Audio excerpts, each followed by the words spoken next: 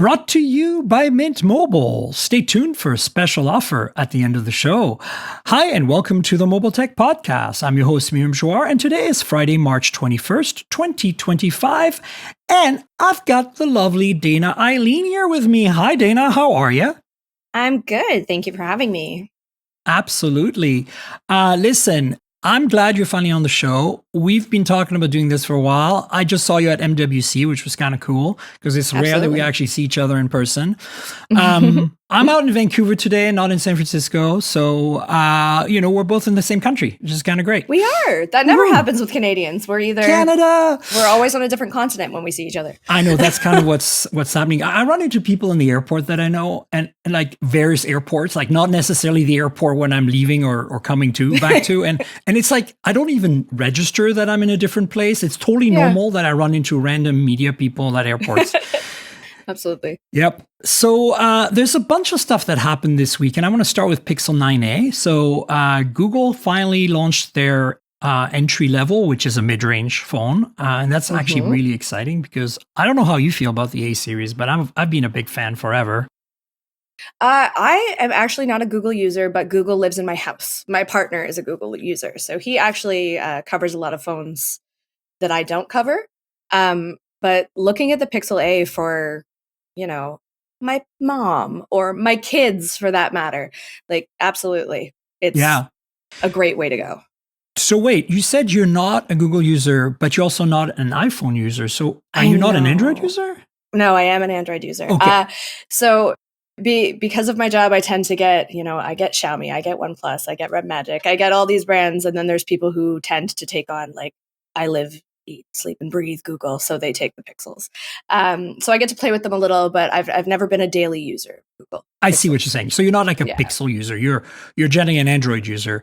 Got it. Makes sense. Sorry. I always joke about this. I am a Pixel user, but reluctantly. Okay. Basically, I have Stockholm syndrome about being a Pixel user. My captors treat me well. And, no, look, I'm kind of held hostage really because I love the software experience. I do wish it was more like a Qualcomm-based hardware setup, right? Or MediaTek, to be honest with you, because Tensor just, Tensor is a problem. I love the cameras. I love the hardware in general. I think the Pixel 9 series in general has been really solid. I think they finally kind of hit their stride in terms of design, in terms of build quality, in terms of being flagship spec-wise, except for Tensor. And I think the prices have gone up a bit too much, at least on the 9 series, to really be competitive in my book. See, but for me with you've got Pixel, you've got Samsung, you've got iPhone. Those are like the big three here in North America. They're what you find when you go into any store.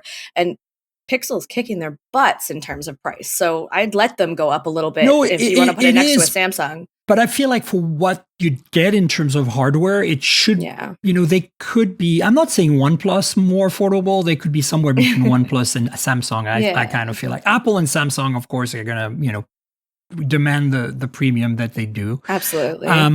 But it's interesting you bring that up because, for me, what strikes me about the 9A is that it's lost that personality. It no longer has the visor. So it's like they were going in the right direction with this design.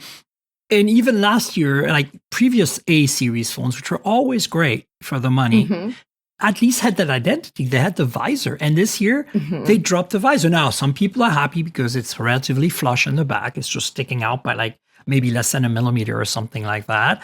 And then it doesn't wobble. It's all that good stuff. But at the same time, it's like, especially if you have the black one, where it doesn't even look like a Pixel anymore. Like you don't even know, Yeah, it's so generic weird. Phone number 4, right? Yeah, especially with the slab sides and the iPhone-like flat screen and all that stuff, right? That everybody seems to be doing. But here's the good news. And before I continue, I just have to tell this story. It's crazy, right? So, come on, let's go. Our review units for us with Google PR arrived the day of this embargo on the 19th, 2 days ago when they announced the phone. So I haven't had it earlier than anyone else. Some of us got to play with it at a press thing, but I wasn't in New York for that, so I didn't. So I just waited patiently, and then, UPS arrived late on the 19th. I got the phone out of the box, set it up, started doing things like, speed tests and benchmarks, and started taking photos with it. And then I wake up the next morning, yesterday, and I get this, my inbox is filled with these emails. My voicemail is bulging with calls. I stay up late and I wake up late. So it's like 10 in the morning, and Eastern time, that means like it's already afternoon. And it's Google. They want the phone back. They want it now. Oh, good.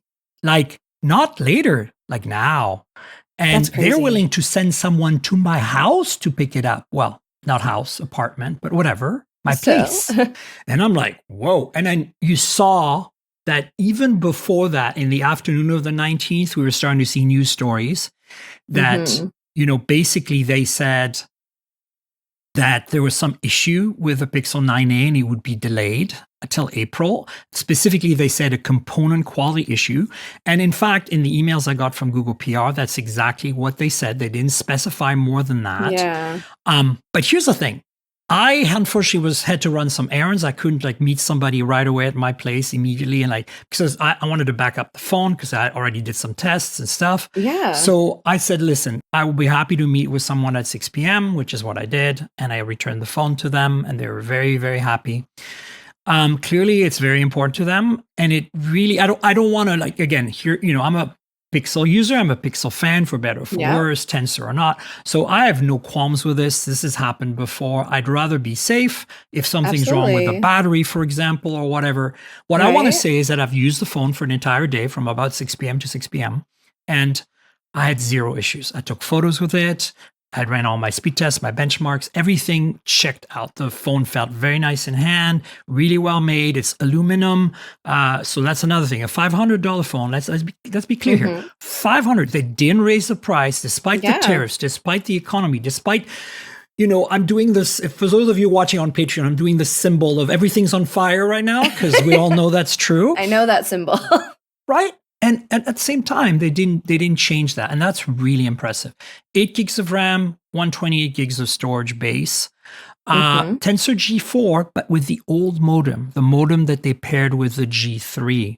So I think they're trying to save money. And that might be part of the reason why they have such a large battery, 5,100 milliamp hour. It's the biggest battery on any Pixel ever. It's more even the 9s that just came out, right? Yeah, I was looking that up. I'm like, more than the 9 Pro XL. I know, it's crazy. So that's what I'm saying. It's so I think, obviously we've seen Apple do the same with the 16E. I, by the way, have the 16E here. I finally have my review unit. For those of you watching on Patreon, they sent me the white one. It's very, very nice. I really like the design of this phone, despite it being very simple and having only They're all very simple camera. and unassuming now. I feel like we're going back into that. But actually, I do like how this iPhone 16 here has matte. Everything's matte. Like the back is matte, the rails are matte, and you know what? I love a phone that doesn't give me fingerprints. Exactly. I just can't. I love it. The 9A is exactly the same. Everything's matte on it, which is great. Now the back on the 9A is plastic, but you wouldn't know it. It just feels like really like frosted glass, basically. But look, the phone was great for the day I had it. The bezels are unbelievably big. I think in their attempt to normalize the bezel to be even all the way around, in the last 2 generations of A, so I've had them all, right? So the 7A still had that kind of squarish rectangular vibe that Pixel had back then. And there was a bit of a chin, like a bit more bezel at the bottom, which, that's normal because OLED displays, you have to have the circuit board kind of going on the bottom. And so on flagships, they are able to avoid that by folding it and doing fancy stuff, but it's expensive. So on cheaper phones, they have a bit of more of a chin. Then last year, there was still a bit of a chin, but they went a bit crazier with their rounder bezels. That's also where they kind of rounded off the phone a bit. And this year, it's even all the way around, but I swear there's 3 or 4 millimeter of bezel on that phone. And it looks kind of weird. For 2025. Yeah, and look. Very thick for 2025. If you look at this iPhone, right? Here, I'll show you. The bezels are significant, but even and not too bad. Imagine double that. That's basically what got me looking at bezels on all my phones here now. I'm like, what's going on? I mean, it just feels weird. It feels cheap. And that's the only thing that felt out of place with this phone and the whole. So I hope that's not why they're recalling it. No, I'm just joking. I'm just joking. But just bezels. No more bezels. But here's the thing, right? If all I can think of, if it's such an urgent thing, it might be a battery thing.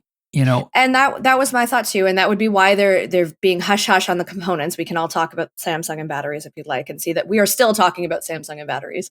So that might be the hush hush, right? That might be the let's get it out of their apartment immediately because boom. and I mean, I knew I wanted to run some errands. I didn't have time, but at the same time, it got me a chance to finish my test and take some more photos, take photos of the phone in case they decide to cancel it for some reason and I never get to see it again. They sent me the black one, which again, does not look great. Like it just does not look very exciting because you can't, the colored ones from the photos I've seen, like the white and that pink and that purple. I love the colored ones. I never get them. I always get the black or the white. Those but never... actually still have a bit of that pixel personality because the black cutout looks a bit like a visor, but black on black, do not buy the black on black Pixel 9a, folks. Unless you want to look like a super spy. Or unless you just like boring phones. I don't know. I feel the same way about the black iPhone 16e. Like it's not that pretty. And that's why I'm so glad when I requested white that Apple was nice enough to send me white, because this thing I think looks really nice with this silver and white design. Yeah, absolutely. Apple logo back here. So this phone is actually interesting, and we're going to segue into some of that in a minute. But what is your general thought on this delay? I think they're doing the right thing. I'm glad that if they have an issue, they're able to catch it in time. I'm a little bummed that I don't have the phone anymore because look, if you don't have money, right? If you want to buy a great phone, the A series from Google, you can't go wrong. It's so rock solid. Yeah. And that's what I'd agree with. Even being like not a Google Pixel user regularly, I've got kids. I would have no problem picking that up for them, as opposed to grabbing something like the S20 25 base model or anything like that. Yeah. It's cheap. It's easy. I love the learning curve on Google Pixels. I find it's way easier than any other phone. I love the price, but in terms of what's going on right now, that level of urgency is a little bit alarming to me. Like I work in all kinds of tech, not just smartphones, and there's been a million things where they've said, hey, something's wrong with it, whether it's a component, whether it's the software, whatever, just don't review it yet, okay? And I say, okay. And then it sits there. Sometimes that never goes live. Sometimes it never comes out. But there's never, I need to get it out of your hands right now. And I need to get it out of your hands right now is like red alert. And you know what's interesting too is this: a Google employee came to my place. Like some that's also unrelated, completely insane. They have an office in Vancouver here, and this person was like delegated to come and see me. And you made a new friend this week. Well, yeah. And you know what's also interesting and I can't confirm this 100%, but obviously I talk with US media all the time. We're on a bunch of chats, and nobody got their phone. So I'm one of the few somehow, because I'm in Canada for some reason. I don't know, but maybe so because am I though. We didn't. Yeah, but I'm in West Coast, so they weren't able to catch it in time. They weren't able to get UPS in time. But all my colleagues, other than their spending time with it in New York, and other than Marquez actually getting the phones, he did a video on them. Whether he actually got to keep them, who knows? But the point is that it looks like most of my journalist friends and creator friends basically got notified as the shipping was happening that it had been recalled somehow or returned. At least they let them know. That's good. So, well, usually you've noticed this. You get a lot of review units. You get the notifications from FedEx, DHL, and UPS before you get the PR people giving you the deets. Sometimes I have it in office set up, and they're like, "Here's your tracking information." I'm like, "That's so helpful. Thank you. Wonderful. You're great. Awesome. I'm glad you know where it is." Totally. Yeah. Totally so this 9A, I think they'll resolve whatever it is. I'm confident. Really, I think in this day and age of uncertainty and everything's on fire and the economy is in shambles, I think that a $500 US phone that is this well-rounded and rock solid, the only thing I wish is that it had more of a visor and it had kept that personality. Everything else about it is rock solid. Everything that you've used to seeing on a Pixel before is there. Wireless charging is still there. It's not the fastest, I think only 7.5 watt. You got all the stuff. You even have IP68 versus 67. Yeah. So now you can actually leave it in your bathtub overnight, which is kind of cool if you're As like, someone who has dropped her phone in a lake more than once, that's great. Good news. And I have to kind of commend them from a buyer perspective. Like, they're not even taking pre-orders right now. Yeah, and normally they would have, and they very easily could. They could throw that out there, say pre-orders. We don't know when it'll ship, but give me your money. And they're not doing that. And some companies probably would. Yeah. So, I mean, that's good on them, and good on them for, admitting there's an issue and handling it. Yeah. Hopefully. So I think in general, this is my takeaway. Bezels are crazy. The screen is 6.3 inches, which, because of the bezels, actually makes the phone bigger than an iPhone 16e, which is interesting. It's also pretty thick overall. And you notice it. But then again, there's no camera bump. So that's probably a positive for some people. Big battery. That's also going to be a positive for a lot of people. And IP68, but the rest is pretty much all the same. You get Tensor G4 though. So if you're like running a Pixel 8 right now, even just like a year and a bit old, you're running a worse chip than the cheapest phone you can buy from Google, which is kind of amazing, but the old modem. So who knows how that's going to balance out with battery life. You might still get that hand warmer effect that the Pixels are well known for. Which in Canada, that's not always bad. It's fantastic, especially where you are in Ontario. Like, it gets cold. And so, that's it's your what's winter happening. phone.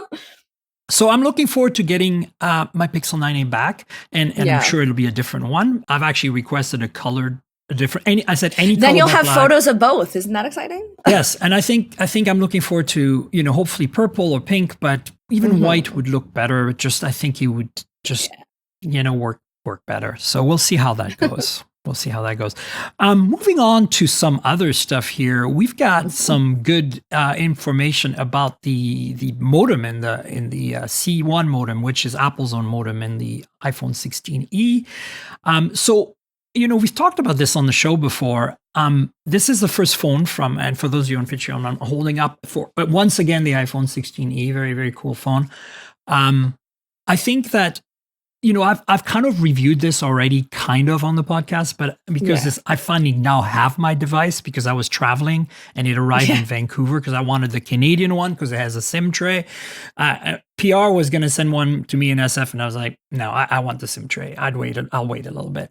But now that I've played with this phone for almost a whole week, I still want to stick to what I said. It's $100 US too much. I think this should be a $499 phone.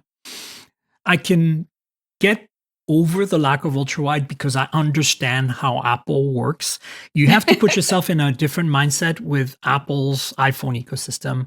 And also kind of understand the $599 price point because Apple is kind of a little anal retentive in that sense that they want a $200 difference between each phone, right? So if the 16 is at $799 US, then the 16e should be at $599 and the Pro at $999, right? That I get that. That's clean. That's solid. But that's not the reality people live in.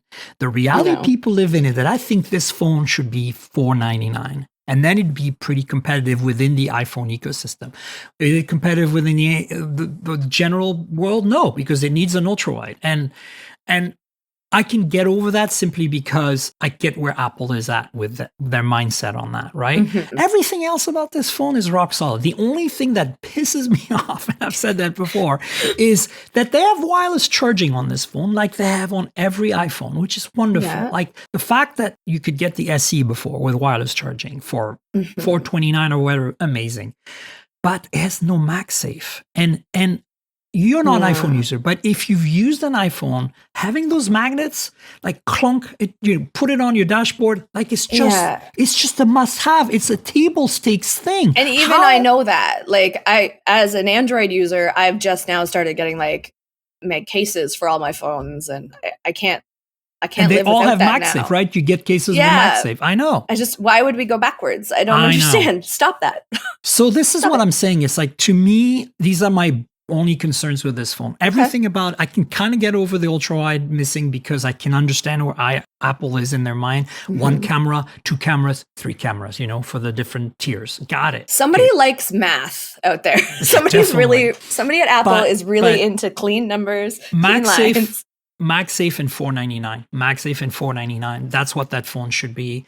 And at that price, man, it's solid. Like, it's so fast. That's the one thing I love about iPhones, because the A18 on there, like, it just flies through stuff. Like, just everything is just, it's like you feel like you're using OnePlus 13 and you're using a $500 absolutely. iPhone. It's really impressive.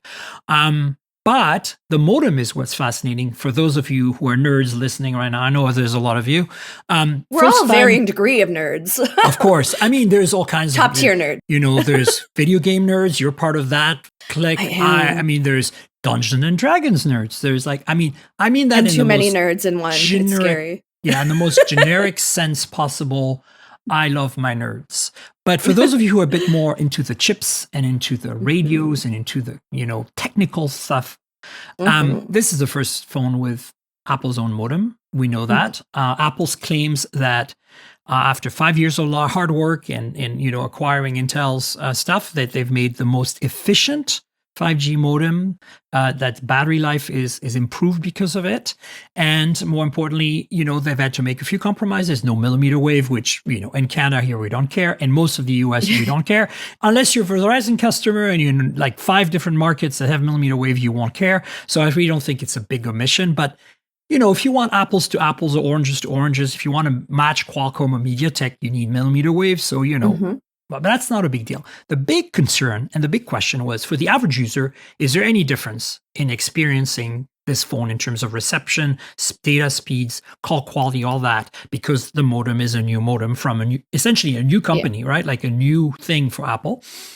And then the next question is, how is that improvement in energy efficiency? And then finally is, are there any kind of like caveats, like, because it's the first time they put it on their cheaper phone, just in case, that's all. That was kind of my wonder. I'm like, it's supposed to be this big fancy thing, but we're soft launching it almost, if you will. So I got back to Vancouver on Friday and from San Francisco, and the phone was sitting there for me. So on Saturday, I did a little unboxing video, and then I set it up. And then I took it with me to Seattle the next day. And the reason for that is I have an iPhone 16 Pro with a SIM tray as well. So I have the Canadian model. I own that one and it has a Qualcomm modem in it. And I've got the 16E review unit. So now I have 2 iPhones with SIM trays with 5 bands that work in the US. And I have 3 SIMs, T-Mobile, AT&T, and Verizon, that I can test with. So I was like, I want to do some speed tests in different parts of Seattle. Like, I can only do one city, but fine. And get a feel for like, how does these 2 modems perform side by side? Like, and it's interesting because honestly, I didn't find any issues. This rock solid battery life held up really well. I used the phone pretty much nonstop all day, and I ended the day at like 55% or something, which is, 2-day battery life for sure on this thing. That's great. Now, I mostly used it for, speed tests and for photos. I did a little bit of emailing and stuff, but, I have other phones in my pockets. So you just grab whatever comes out. Kind of. Sometimes I think I grabbed the right one and I grabbed the wrong one, but absolutely. But they're all set up, so I just keep going. Don't even think about it. Yeah, that'll work. This will fine. Yeah, totally. So this 16E, honestly, no issues. What I did notice though is that at the higher end speeds, the Qualcomm modem was a little faster, and that and then in some kind of fringe situations, maybe it's hard to tell because again, this is like sample size of like 6 speed tests over 4 corners of a city, 1 device. Like, this is not scientific, okay? I noticed that perhaps the Apple modem hangs on to a signal a little better in bad scenarios, but that's, could be neither here nor there. But what I did notice is that upload speeds are generally a little faster than Qualcomm. And I mean, marginally.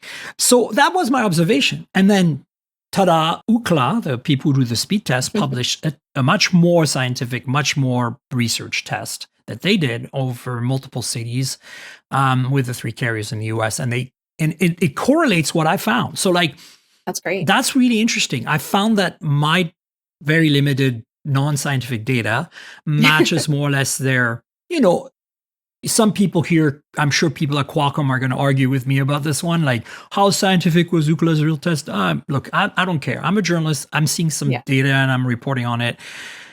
What does it mean? It doesn't mean anything, because to the end user, your iPhone 16 Pro and your iPhone 16e are both going to perform superbly, and you don't have to worry about a thing. That's the takeaway. And to be fair, those two users are completely different people too, most of the time, right? Correct. Yeah. So that's kind of the latest on the iPhone 16e and the C1 modem. How would you feel if a phone didn't have a port to charge with, like a physical wired port? I have feelings. I know where you're going, and I have some feelings. Let them out. In this time of harshness, you need to let your feelings out. Well, what you're talking about is the rumors that the Apple 17, right? Probably 17 or 18. It could be, I don't think it's going to be 17. This is more likely 18. If anything, it might be 17 Air. Okay. But I don't think they're going to do it yet.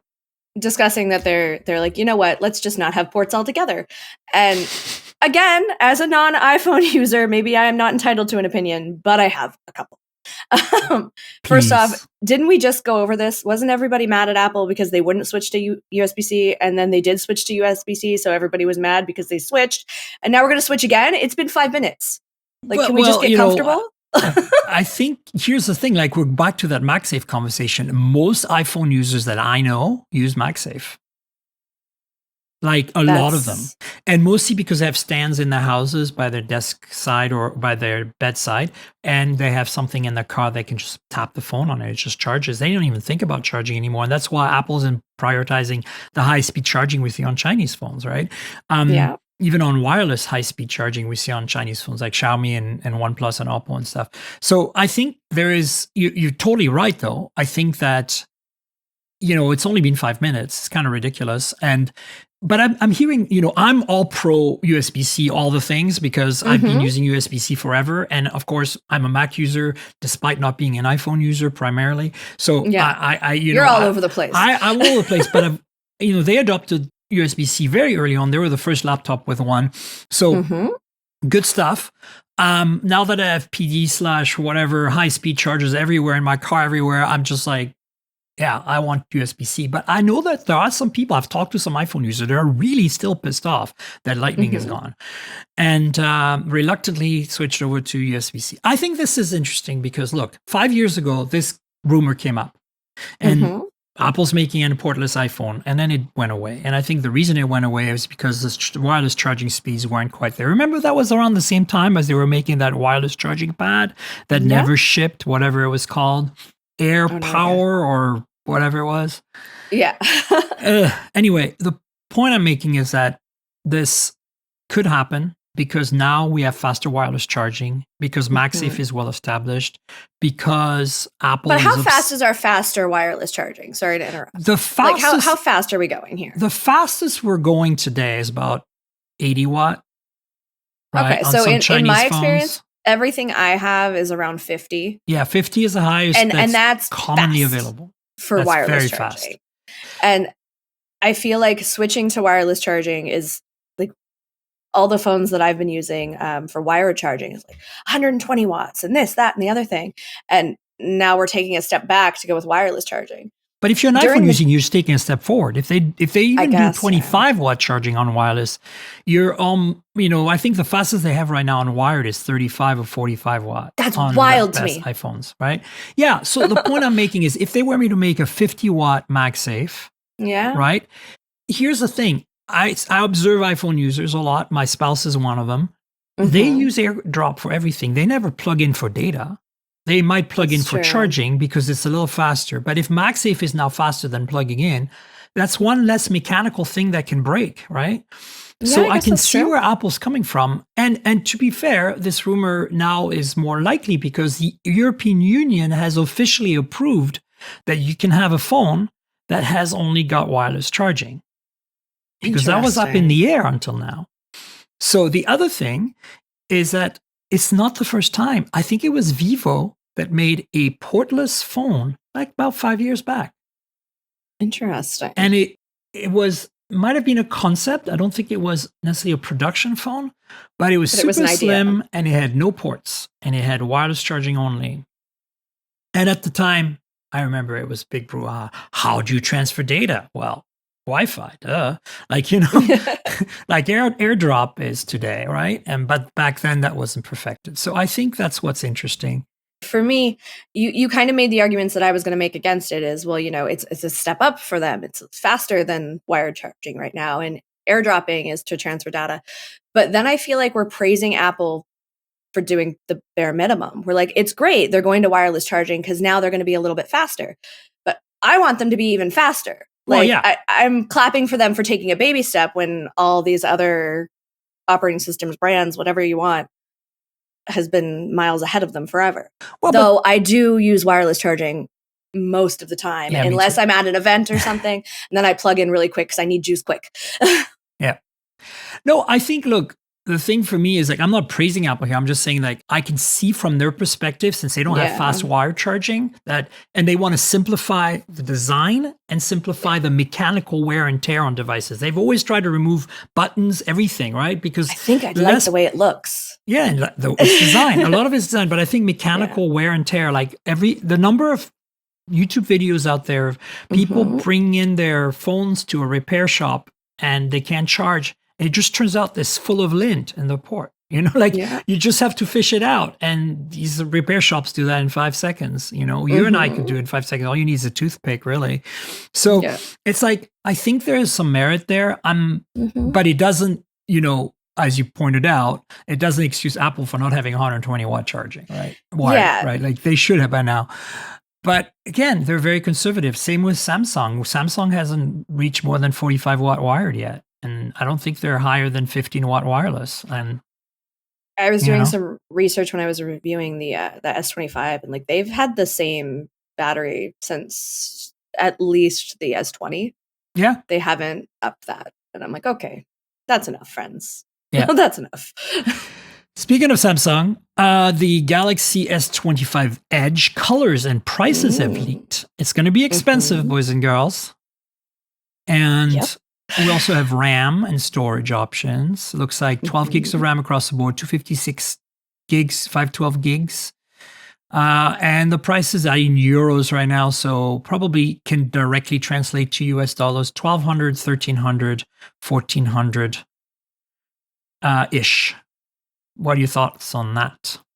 Well, I think first I need to understand what market the Edge is trying to hit. Because as soon as you bring out another phone, I'm like, oh, okay, that's their no, it's not their cheaper one. Like that's their cool one, I guess, because it looks cool. So who are we trying to get with this? I have a theory. The theory is they need a new form factor to make phones exciting again. It's not as I've mentioned in previous podcasts, we're far from the first time. Motorola did the Moto Z, with the magnetic mods that attach to the back of the phone magnetically. That came out in 2012, 13, 11, somewhere like around that time, maybe 14. And it had 5.2 millimeters thick. So that's really thin. Yeah, it is. And we've seen phones as thin as 4.8 millimeters in Asia with Oppo and Vivo. And we're talking a decade ago, like a long time ago. So again, no, back then the cameras weren't as good. They didn't need as much depth. I get all that. And the battery technology has improved. So it's possible to make, they were bad for battery life, these phones back then, right? But Moto's whole approach was you put a battery mod in the back and you add battery to it, which makes it thicker. And it's kind of cool. You have choices. And I get that. But, I think today they're running out of steam on these really boring looking, phones. And it's not just Apple, but Samsung too. And they're like, oh, folding phones, too expensive, still, not for everyone. The reliability is getting much better, but it's still not as good as a bar phone. So let's make a thinner bar phone. And then, of course, the fact that Apple and Samsung are both doing it, I think it's a trend. And of course, now it's also an opportunity to jack people in price, right? So it's expensive, it's complicated, it's high tech. We're using silicon carbon batteries, which they probably won't because Samsung is probably allergic to that because they have, I think the thing about they've got trauma, okay? Well, Samsung has exactly, I've said it before, they have trauma around that Note 7 stuff. But I think, realistically, that's where they're going. That's why I think these are going to be so expensive. What are your thoughts? I mean, yes, it very much looks expensive. I'll give them that. I was at Unpacked. I'm not sure if Same. you were there, I but was, yeah. yeah. So the announcement of the Edge, a lot of us knew it was coming, but didn't exactly know all the information. And then they gave us no information. And then I am a wee 5'1" woman, and I got trampled trying to look at that Oh, phone. yeah, it was rough. Like I felt like I could have just started running under people's legs to get there. So, I mean, at least journalists are interested in it and want to get that shot and want to figure out what it's all about. And then again at MWC, they had them, in their big cage hanging from the ceiling or whatever. It's a sleek looking idea, and it definitely is a, hey, let me gouge you on a phone, because okay, how much thicker is the Ultra, right? Thin, is that what's going to pull me in? Is it going to have, the same cameras, the same AI capabilities, all that stuff that Samsung's really boasting right now? Because that's kind of the only thing that I find worth anything with them right now. All right. So if this is a step down but a similar price, is how I feel. Here's what my thought is on this phone in terms of Samsung specifically. I think camera-wise, it's going to be really solid because the rumors are it's going to have a 200 megapixel main sensor and a 50 megapixel ultra-wide. So the 200 megapixel main sensor can probably zoom out to about 5x or even 10x with AI algorithms and still be rock solid. So that's not an issue. The problem is going to be battery because, as I said, they have so much trauma. I don't think they're going to go silicon carbon, and silicon carbon is the only way you're going to get good battery life when a phone is that thin. Now, the rest of it is going to be rock solid. It's going to run, it's going to be Snapdragon. It's going to run all the same stuff. Like, I'm not worried about that. Apple, however, with the Air, 17 Air, is going to be thinner. And I would be surprised if this is the first phone from Apple with silicon carbon battery. And also, Apple's supposedly only has one lens in the back. And so the question is, how are they accommodating like ultra wide? And I have a theory about that. And the theory is, if you put a 200 megapixel sensor, a single one, and your lens is an ultra wide lens to start with. So your lens is 0.5, right? And you put autofocus and you put OIS on it. Now you can shoot at 1, right? By doubling that, cropping the big 200 megapixel sensor. You can go down to 2 by cropping some more, and maybe up to 4 by cropping some more. And at that point, you're starting to run out of pixels, and then you start doing some smart digital zoom AI-based stuff. So, but I have a feeling that just like they did with the 16E, which doesn't have an ultra-wide, they're going to start at 1X, and we're just not going to have an ultra-wide on a $1,000 ultra-thin Apple iPhone. And I really hope that the Apple engineers have come up with a solution, which is what I think they might do with this, like a large sensor that starts at 0.5. I don't know. We'll see how it goes. But it's the thing. We can't avoid it. Thin phones are going to come. They're going to be in. The Chinese are going to do the same. Didn't it happen for a minute, and then they were bending and breaking? But we're just going to try again. All right. Zach redo. Zach will tell us what happens there. Zach jerry-rig everything. We'll be testing that. And look, I think that you can. I'm not too worried about structurally making it strong enough to resist bending. It's just more the battery life I'm worried, especially on Samsung, and the camera with a single camera on Apple. Those are the two concerns I have on these upcoming thin phones. Pricing too. The rumors on Apple that it might be priced like an iPhone 16 Plus. So it might actually be in between the 16 or the 17 rather, and the Pros, which would be great. But knowing Apple, I cannot find that hard to believe. I can see them saying, oh, it's ultra thin, we're going to charge you more. And from the pricing we see from Samsung, it's clear that Samsung's going that direction. And I mean, that happens with laptops too, right? Right. And Apple, it's nice and thin and light. Yeah, so. And why would Apple go cheaper when Samsung's going more, right? Like, I mean, I wish one of them would smarten up and switch it up, but no, because I know even at MWC there was the Techno Slim, and that little guy was really shiny cool, for stuff, really cool, shiny. Cool. Videos of that went crazy on our social media. Like, people care; they want to look at it. I don't know how it's going to perform, but that thing had a camera bump on it. But they turned it into a slope. Yeah. Instead of like a honking thing, it was like a little ski slope.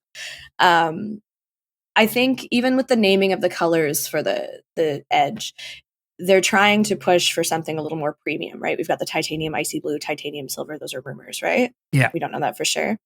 titanium jet black, which is how they named the Ultra as well, Yeah. right? Yeah, So that's exactly. definitely their premium feeling. So I think that's kind of what they're going for. But I think you are exactly right saying like Samsung and their batteries. I think it'll Yeah. be sure they can make it the prettiest. They can give it all their AI stuff, but they're still going to give it a price that puts it a little stressful, to be perfectly honest. I agree 100%. Let's talk about the RedMagic 10 Pro. I know this phone isn't new. Obviously, it's been out since December. They finally sent me a review in it back in January. I didn't have time to play with it. I've got it here. Mine is the black one. What you Why is got? yours? I got, So you got a different model. yeah, Oh, you mine's have black the 10. too. Do you have the 10 or the 10 Pro? Because I have the 10 Pro. Oh, maybe I only have the 10. Yeah, it could be. All I know is that they're very similar, so you're not missing out too much. Oh, but yours is so cool looking. Now I'm Yeah, jealous. it's got that weird Snapdragon. So those of you watching on Patreon right now, you know, the video version of the podcast comes out every week on Patreon for $5 a month. So you should check that out. I'll tell you later about it. Patreon.com/TNKGRL. But yeah, it's got that Snapdragon stuff and the fan is there. So it's got just a little more decorations, but the base phone is the same, I do want to confirm this is also a 10 Pro. Says so. Oh, interesting. It's just a different back. Yeah. Oh, yours was the one I wanted. Now I'm salty. For anybody that wants to see it. Actually, there's a silver one. That's the one I wanted. That's like that. Yeah, I saw that one. That one's very like Terminator with the red and the So I've used these phones. I've been reviewing RedMagic since pretty much day one, and they're generally, my takeaway is always awesome phones, great pricing, great value. If you're a gamer, no brainer. Software is always a bit wonky, and in sense of it's not like it's buggy per se, but you're not going to get a lot of updates. There's a lot of weird translations and stuff that is a little strange. But you know, it's like kind of janky Chinese phone, not good quality Chinese phone in terms of software, and they're getting better. They're getting better. Cameras, so, but I have to say, since the 9 series, the cameras have improved drastically on the RedMagic phones, and I think that they're finally at the place where if you want to make this your main phone and your only phone, you could still take photos with it and be fine. That's my opinion. Yeah, you're not going to take your professional grade, like publish it in a magazine photo. No. My issue is, I guess it's more of a quality of life issue, but you've only got 2 options when you're taking a quick photo. You've got 14 millimeter and 24 millimeter. Right. But I can still zoom further with my fingers if I am so inclined. There's no 2x or 4x or whatever. Yeah, it's a pain. And I went to an event for a TV show on Paramount Plus yesterday, and one of the actresses came out. And I was like, oh, snap a picture. But I was slightly too far away. And I'm like, I had a drink in my hand. It was very classy. And I'm like, I just want to get a little clip. And I'm trying to like do this while holding. It wasn't good. I just need those presets. It sounds like such a silly complaint. No, I agree. And I had no idea that I missed them. But in that moment, I was like, I'm 9 miles away from this woman. I completely agree with you. This is actually one of the things I've dinged them on for years now. And you'd think they would read the reviews and somebody would be like, make a note. Maybe we should add this software feature. No, they do not care. They do not care. So this is my first RedMagic phone. So I didn't know it was an ongoing issue. But that's a wild thing. There's definitely some silly things about this phone. Like I could probably boot up my little fan here and let you hear it go vroom vroom. Oh, it's very loud, especially when you're charging. Yeah, I think it's hilarious. My children love it. They like when there's this little game fan. Oh, this is a terrible reflection. A little game fan right here for anybody that's watching on video. And if you press it, it revs like a car for some reason. You can see the exhaust and exit and entry ports there. Yeah, absolutely. And so there's definitely some bloat that's not needed, but makes you go, huh, neat. The switch on the side to pop it into like game mode. Also completely unnecessary, but I do like having all my games in one spot. You want that? Come on. You need a little flash. I actually do like you can't see on my phone where it lights up. There's a little light on the back when you get a notification, or you can set it to do whatever you want it to do. See if I can trigger it. I know. I'm like, why don't any of my friends like me right now? That's very inconvenient. But mine, I've got it set up to green if I have like a notification or an email or something.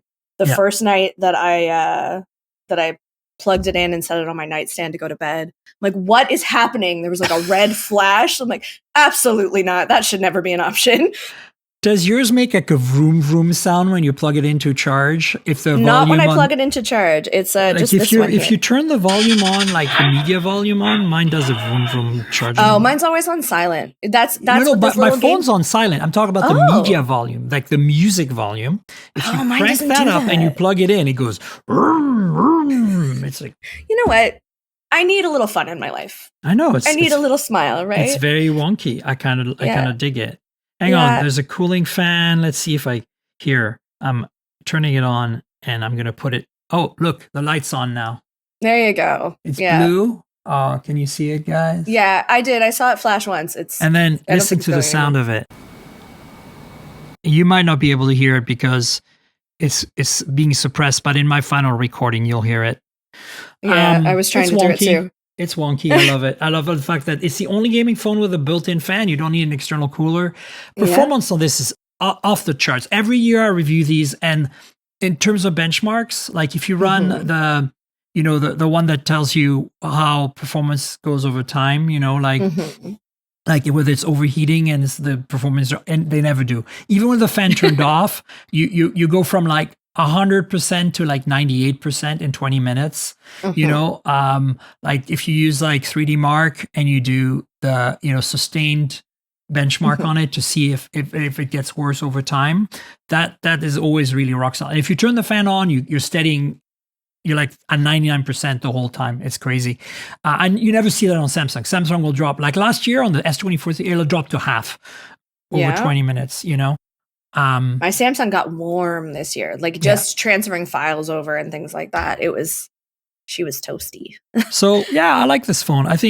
I wish they had sent it to me earlier in December when I had a bit of time before the holidays to actually write a review for hothardware.com. But I didn't. And I told them, it's like, don't send it to me in January when everybody's launching their mainline flagships. Like I need to write about OnePlus and I need to write about Samsung. I don't have time to write about RedMagic when that happens. And I had Xiaomi too. Like there was so much going on all at once. I'm like, that's enough. Yeah, I had like 4 phones on my desk at any given time. I'm like, I can't. And now I have one that goes vroom. I don't know. Exactly. This year is a little crazy in terms of launches. So, we'll see how it goes. Speaking of launches, there's a few little phones that are interesting. The Huawei Pura X caught my eye because there's a couple of things about this phone. When it's a folding phone that looks like a flip phone, but is really a book style folding phone. Yeah. But the aspect ratio is when it's open, it's exactly the size and shape of an iPad mini. I have feelings. I think this is interesting. Like what I'm saying is it's like when it's like passport size, kind of like the original Pixel Fold. Mm-hmm. But instead of opening up to a squarish display, it opens up to a 16 by 10, like an iPad mini, 8-inch display. I think this is cool for watching video because the biggest problem with folding book style right now is you get a square. So you're wasting black bars top and bottom, no matter how you hold it. And if you have a flip phone, of course, it just opens up to a regular 6.8-inch, screen. So this kind of like makes you have Huawei. I love Huawei for just doing wonky, crazy stuff like that.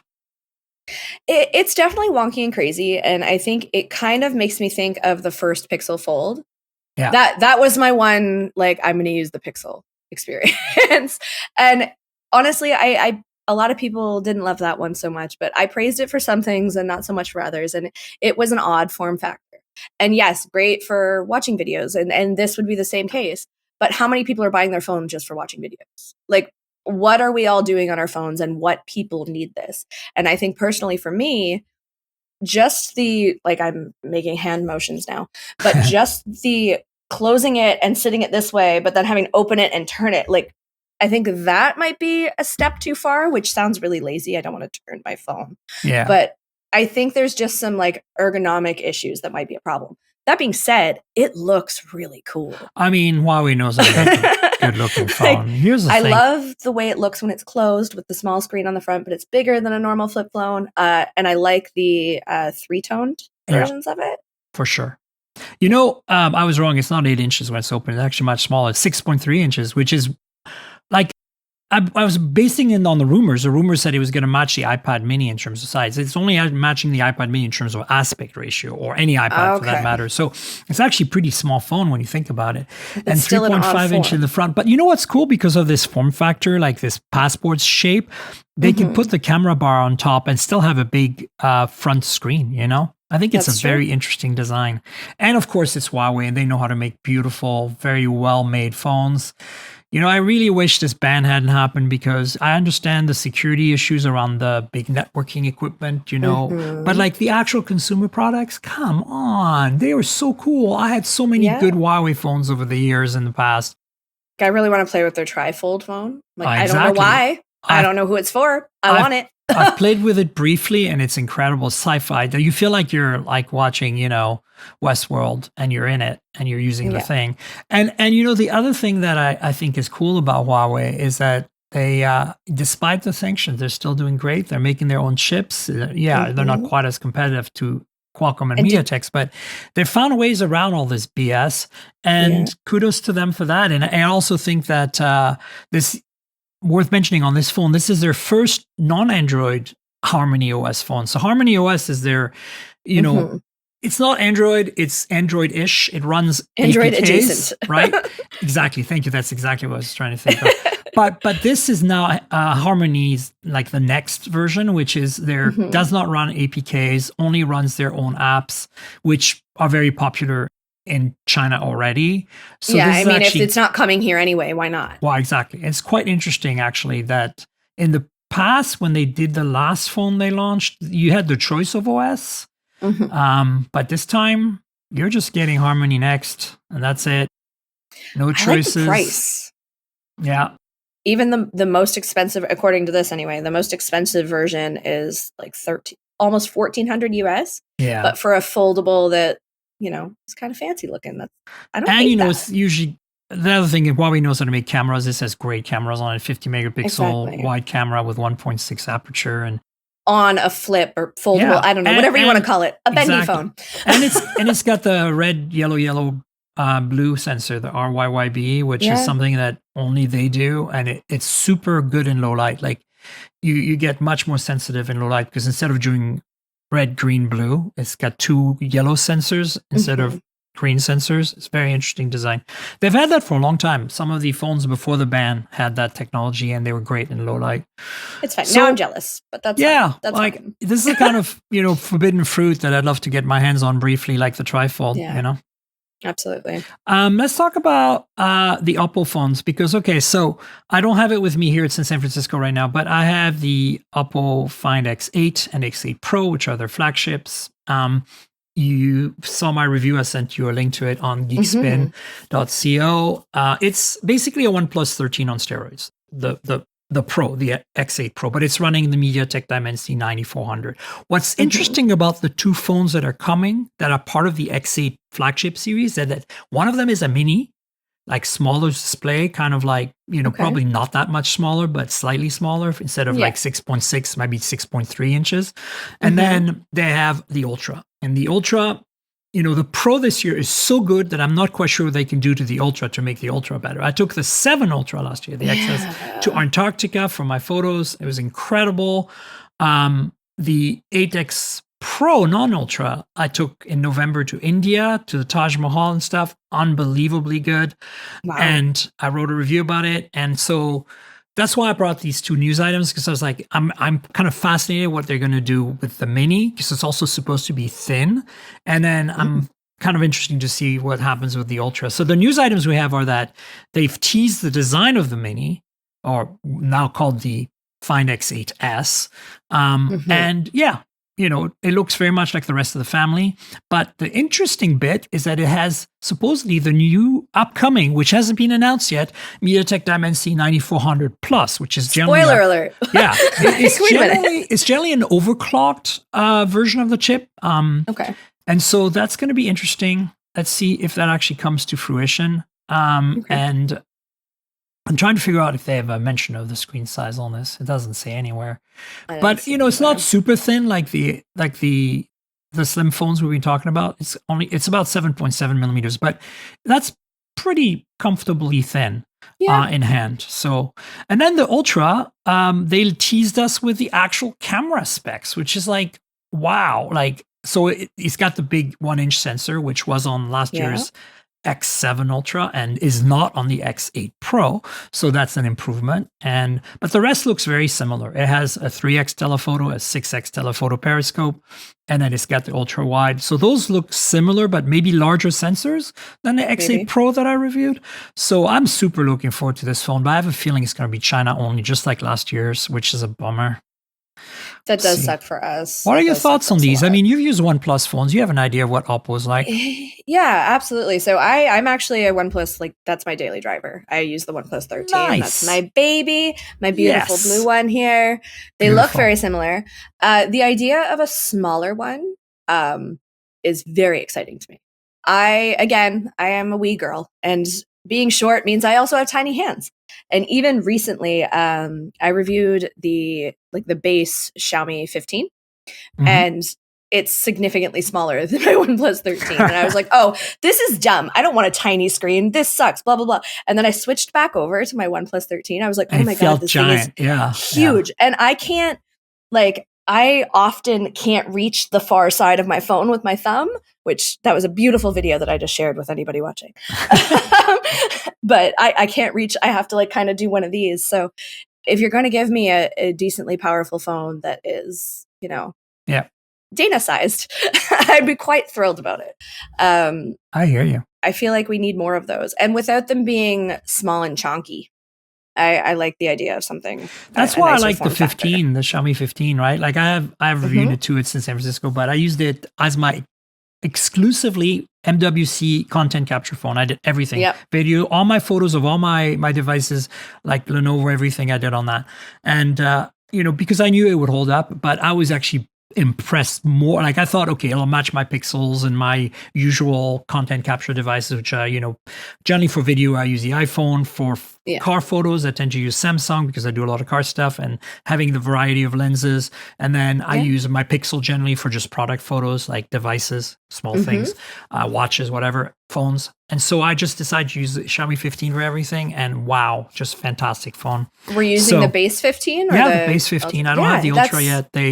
Last year they sent me the 14 Ultra and they didn't send me the 15 Ultra this year. And I've been harassing them about it. So hopefully one will arrive. Someone else on my team did the 15 Ultra and I did the 15. And even us kind of comparing photo for photo, I'm like, dang, this is kind of good, guys. The base Xiaomi numbered phone, like flagship, the 14 last year, 13 before that, have always been great. But I think the 15, they absolutely nailed it. It's like the sweet spot of awesomeness. Like that phone for a small phone, like forget the S25 regular. Like I would buy a Xiaomi 15 over the S25, like any day. Absolutely. Between the Leica lenses, the wireless fast charging, the wired fast charging, the battery life, everything, just mwah. Absolutely. I completely agree. The only thing I didn't love were like its AI photo capabilities. I don't actually use those in my daily life. I use them when I'm testing a phone and I'm like, oh, that just turned whatever that was into a pile of mush. I miss the Samsung for a minute. But that's what they've got over other things, right? So now I'm going to tease everyone because the Poco F7 series is launching globally next week. March 27th. Poco, as you know, is a Xiaomi sub-brand, and they make that kind of like, Realme is to OnePlus and Oppo, kind of more affordable, but as the essence is the same. And so as we just talked about Xiaomi and how awesome their 15 is, this is their flagship, the F7. So the F7 Pro, I'm going to tease you all, is right here, but I can't tell you anything about it. And as you can see from the teasers that Xiaomi or Poco published, it looks exactly like that. It's in a case, though, the one I showed you. But, that's about all I can say.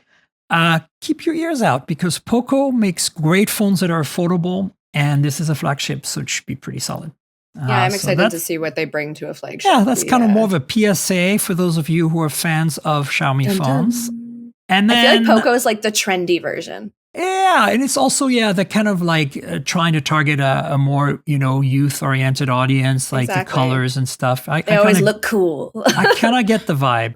How do you feel about this Core Devices PebOS smartwatch revival?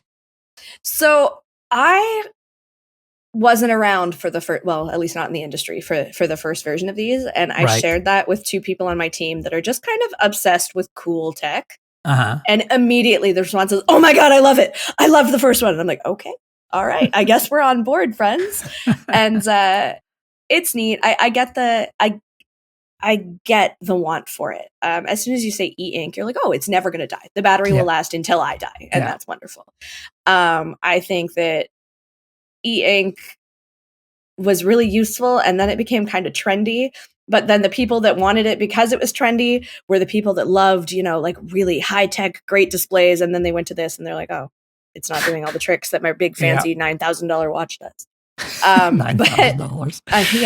I love the look of it. I want to play with the watch faces. I love that there's a touchscreen version of it.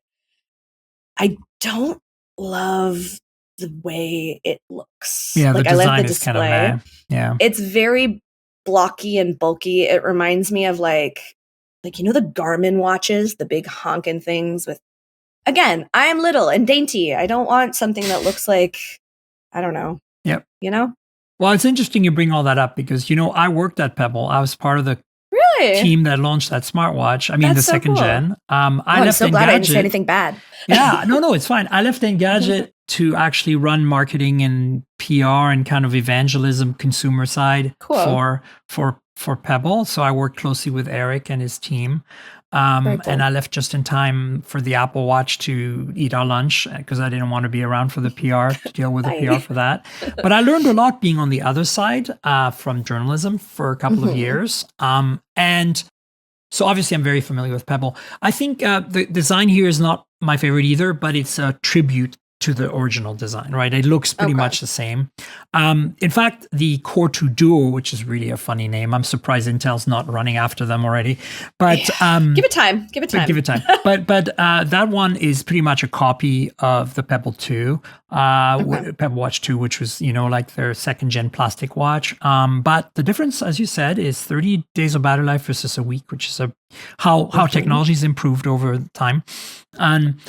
And there's other improvements like better buttons, which were with problems. And this one does not have a touchscreen, but it doesn't also have a heart rate sensor. It's very basic.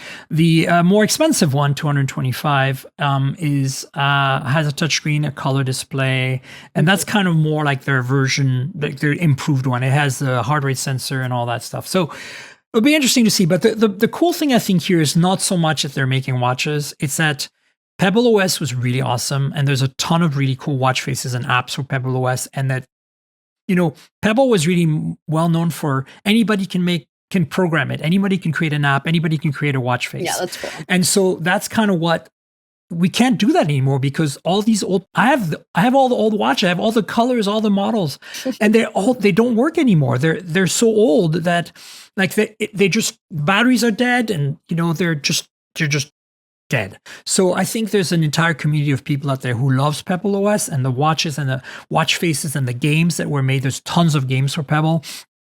And a lot of them I didn't know that. It's like a lot of them are like Playdate, the Playdate games, like super simple, monochrome, basic stuff on an e-ink display. Super awesome fun. So for those people, now there's brand new hardware that is like modern and up to date and will run that OS and run these apps and they've added a few extra functionality like the heart rate sensor and the touchscreen on the color one.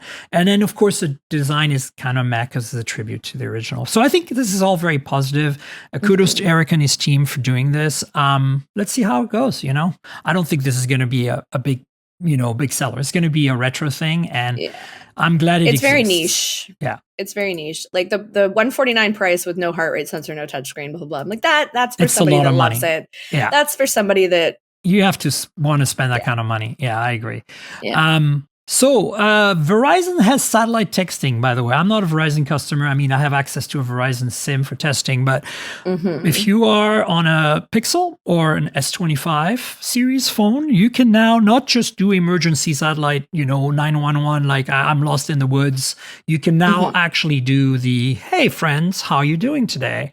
Through satellite connectivity, which is kind of worth mentioning. I've been kind of following the whole satellite thing because I think that we're clearly going into a future where just our phones will be able to connect to a satellite system of some kind when you're away from cellular range and do it seamlessly. And eventually it'll be probably full on data too. But right now we're seeing this progress, and I'm excited to see that we now are beyond emergency. It's actually proper texting. Cool stuff. I think that's cool. I've got, I have a 10-year-old who has a phone but doesn't have a phone plan. Like, absolutely not. That's not happening. I have a sister who hikes nonstop, and some days she'll be out in the middle of nowhere. And yes, there's always been that, like, what if there's an emergency? But also, hey guys, I found this really cool area. I'm going to be 4 hours later than I had planned. You know, like that's a nice thing to hear. Or my son, who's, you know, outside down the street a bit, he can say, hey mom, I'm going to actually go to the park down this corner instead, so that I know where he is. Do I think that he needs, you know, availability to text all his friends? No, not so much. But I like that. Do I think I would ever really need it for anything? Not so much. And it's pretty niche. It's, you know, only two brands, right? The Pixel 9 and the S25 series. Yeah. And only Verizon. So, but it has fair, uses. if you have a Pixel 9 on any other carrier, satellite connectivity, emergency satellite connectivity works as well. Regardless of the carrier, that's an option. Cool. And then, of course, Apple has the same, regardless of carrier again. T-Mobile, however, is now experimenting with direct-to-Starlink communication using the 5G radio in your phone. So you don't need any special hardware in your phone. You do need one of the latest phones, but what T-Mobile's working on, I tend to have those. Yes, right? Weird, but what T-Mobile's working on is basically like the Starlink satellites themselves have a 5G radio and are beaming down to you. So if you're in the middle of an area where T-Mobile has zero service, you will still be able to like get a bit of data and calls and texts for a brief amount of time because the satellites are flying over you. So it's only like intermittent. Oh, hi, how are you? Goodbye. Yeah, basically. So that's why right now it's like no voice calls, although that's technically possible. It's more like send a bit of data, send a bit of text, whatever. So we'll see how that develops. That's why I think this, you know, that's why I mentioned this thing, because I think it's actually really interesting to see how it's going to evolve. So that's our show, guys. We did it. Yeah, thanks. We did it. Thanks, Dayna, for being here. Tell people where they can find you on the internet, all the wonderful social media handles and where you publish, where you do stuff. Yeah. Where I do stuff. Well, that's special. Most social media, you can find me. I'm at the Dayna Eileen. I am the executive editor for CGMagazine here in Canada. I write a lot of nonsense about a lot of things, whether it be gaming, random tech, family contents. I do a little bit of everything. So those are the places you can find me. It's cgmagonline.com. There you go. So folks, definitely follow Dayna on social and read her stuff because it's awesome. And you know where to find me on the internet. I'm at Tankgirl, TNKGRL, like the comic book character, drop the vowels. And that's my handle pretty much everywhere. I'm mostly active on Blue Sky, Instagram, and Threads, but I'm pretty much on all the platforms. So follow me there, chat with me and Dayna about this show. And you know where the podcast lives. If it's your first time here because, you know, you follow Dayna, come find me at mobiletechpodcast.com. That's the URL for the show. We're on all the major platforms, so you can just subscribe to the show anytime, anywhere. And it's a weekly thing. You know how podcasting works. Just subscribe through your favorite app. And if you can rate or review the show, that would be pretty awesome too. So consider doing that.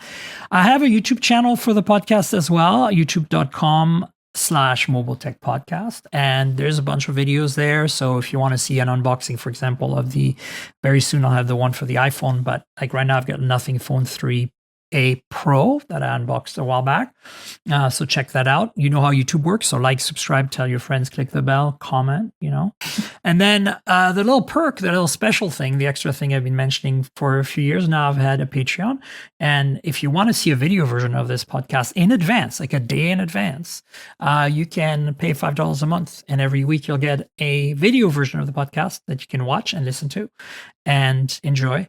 And so please consider supporting me by going to patreon.com/Tankgirl. That's patreon.com/TNKGRL. And I want to thank our sponsor, Mint Mobile. So as you know, I'm constantly reviewing multiple phones. And while that's fun, it also means I'm constantly spending a lot of money for wireless service on multiple SIMs. That's where Mint Mobile comes in, and that's who I'm partnering with for today's podcast. If you also want to save money on your wireless service, switch to Mint Mobile. As tech-savvy early adopters, you've probably heard of Mint Mobile before, but let me quickly tell you how awesome their service is.